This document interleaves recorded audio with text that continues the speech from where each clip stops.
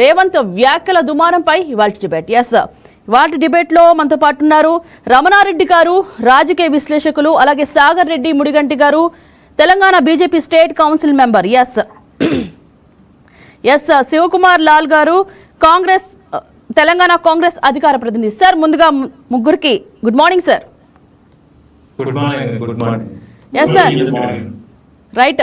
రమణారెడ్డి గారు చెప్పండి సార్, ఒక సీఎం 2034 వరకు నేనే సీఎం అంటుంటే దీన్ని మనం ఎలా చూసుకోవాలి? ప్యానెల్ సభ్యులందరికీ నమస్కారం. సహజంగా రాజకీయాలలో ఉండే వాళ్ళు ఈ రకమైన సంచలనమైన కామెంట్ చేస్తూ ఉంటారు.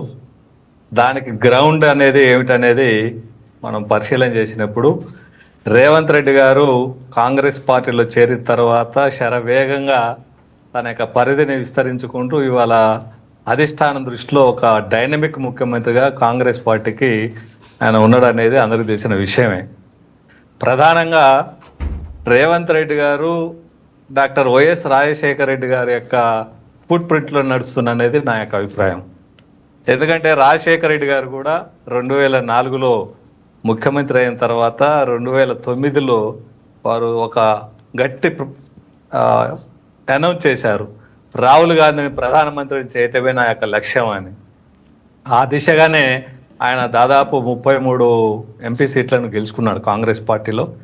దురదృష్టశాస్తు అది జరిగిన సంఘటన అది. కానీ ఈరోజు రేవంత్ రెడ్డి మారిన అంటే 2004 2026 మధ్యన ఒక 2 దశాబ్దాలు ఉన్నాయి, 20 సంవత్సరాల కాలం ఉన్నది. ఈ కాలంలో మొత్తము దేశ రాజకీయాల్లో బీజేపీ పార్టీ ఒక ప్రబలమైన శక్తిగా వచ్చేసింది. ఇవాళ మోడీ అంచనాలు కాంగ్రెస్ విముక్త భారత్ అనేది ఆయన మొదటి నుంచి మాట్లాడుతూ ఉన్నాడు. కానీ ఆశ్చర్యకరంగా మొన్న 2024లో జరిగిన ఎన్నికల్లో కాంగ్రెస్ పార్టీ రాహుల్ గాంధీ గారి నాయకత్వంలో బ్రహ్మాండమైన స్థానాలు సాధించింది, ఆధిక్య స్థానాలు సాధించి, అత్యధిక స్థానాలు సాధించి లోక్సభలో ఒక పెద్ద పొలిటికల్ పార్టీగా ఇవాళ ఇండియా కూటమికి నాయకత్వం ఇస్తుంది.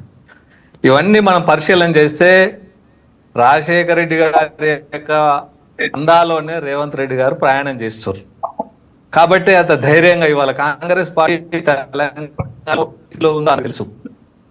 కాంగ్రెస్ పార్టీ ఇవాళ తెలంగాణలో ఉన్న స్థితి అందరికీ తెలుసు. ఎలక్షన్ ముందు ఏ విధంగా ఉన్నది, ఎలక్షన్ అయిన తర్వాత రేవంత్ రెడ్డి గారు ముఖ్యమంత్రి అయిన తర్వాత ఏ విధంగా ఇవాళ కాంగ్రెస్ పార్టీ తన విధానాల్ని ముందుకు తీసుకుపోతుందనే విషయం అందరికీ తెలిసినదే.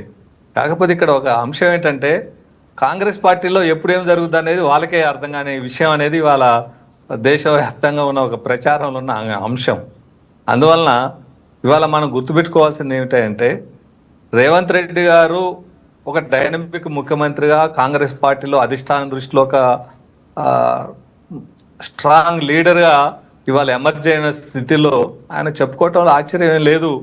దానికి తగ్గట్టే ఆయన పరిపాలనని కూడా ముందుకు తీసుకుపోతుండు, ఏకపక్షంగా పోతుంది అనేది కాంగ్రెస్ పార్టీలో ప్రభుత్వంలో ఉన్న పెద్దలందరి యొక్క ఇంటర్నల్గా జరుగుతున్న డిస్కషన్.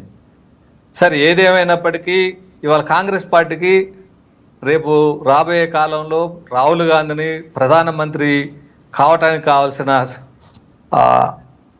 ఆ యొక్క ప్రణాళిక ఉందా? అసలు ఇది ఒక పెద్ద అంశం. ఎందుకంటే దేశంలో ఇవాళ బీజేపీని ఢీకొనగలిగే స్థాయిలో కాంగ్రెస్ పార్టీ లేదనేది చాలా మందిలో ఉన్న అభిప్రాయం. కానీ రాహుల్ గాంధీ దాని భిన్నంగా కాంగ్రెస్ పార్టీ నుంచి, ఇండియా కూటమి నుంచి ప్రధానమంత్రిని సవాల్ చేసే ఏకైక నాయకుడిగా ఎమర్జ్ అయ్యాడు.